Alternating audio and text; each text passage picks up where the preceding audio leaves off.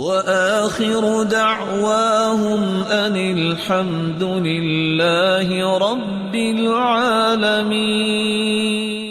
ویسے بھی آپ مسجد میں آئیں تو ابو قتادہ کی روایت ہے اذا دخل احدكم المسجد فلا يجلس حتى يصلي ركعتين، جب تم میں سے کوئی مسجد میں آئے تو 2 رکعتیں پڑھنے کے بغیر نہ بیٹھے۔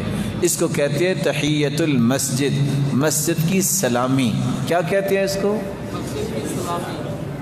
وہ ابن حزم رحمہ اللہ تعالیٰ جب مسجد میں آئے نا، جوان ہو گئے تھے، ابھی پڑھا نہیں تھا کچھ، ایک چھوٹا سا بچہ اس نے دیکھا کہ یہ شخص آیا اور آتے ہی مسجد میں بیٹھ گیا ہے، تو کہتے یا عمی، او چچا قم فرق رکعتین، اٹھو 2 رکعتیں پڑھو۔ آپ کو پتہ نہیں ہے اللہ کے رسول نے فرمایا اذا دخل احدكم المسجد فلا يجلس حتى يصلي ركعتين، جبکہ مسجد میں آئے تو 2 رکعتیں پڑھنے کے بغیر نہ بیٹھے۔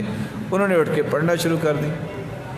اگلے دن پھر آئے، مغرب کی اذان ہونے والی تھی اور آتے ہی کرتے ہیں اللہ اکبر۔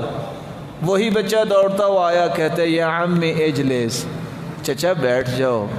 اور آپ کو پتہ نہیں اللہ کے رسول نے منع کیا 3 اوقات میں نماز پڑھنے سے، عندما تطلع الشمس وعندما تضيف الشمس وعندما تغرب الشمس، جب سورج کی ٹکیاں نکل رہی ہو، غروب ہو رہی ہو یا سر پہ ہو تو 3 اوقات میں نماز پڑھنا جائز نہیں۔